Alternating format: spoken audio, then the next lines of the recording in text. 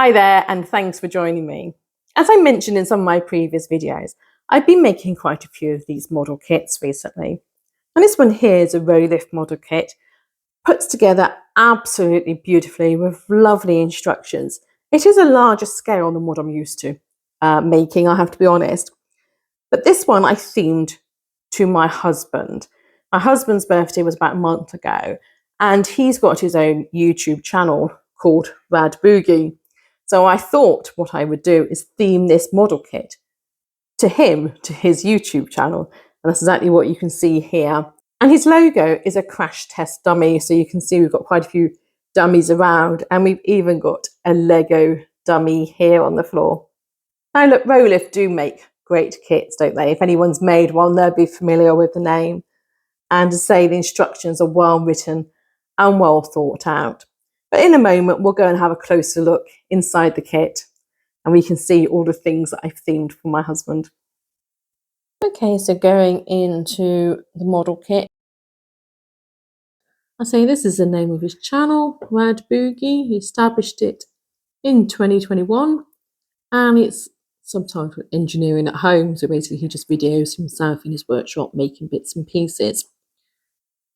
And you can see we've got these tools on the work benches. Now you can see it's a lovely kit. Plus the shelves on it still open. So the shelves here open. The ones at the back here open as well. And even the little cupboard in the corner. The doors for that all open as well. You've got the wheel around, little tool bench. There's some tools on the top, including a drink. You've got to keep yourself refreshed in the workshop, don't you? We've got some tyres on the floor. Now my husband keeps his workshop incredibly tidy, so I don't think he would have tyres on the floor. We've got some tools on the back shelf there. Some more tools over in the corner, and a plant. Clock on the wall.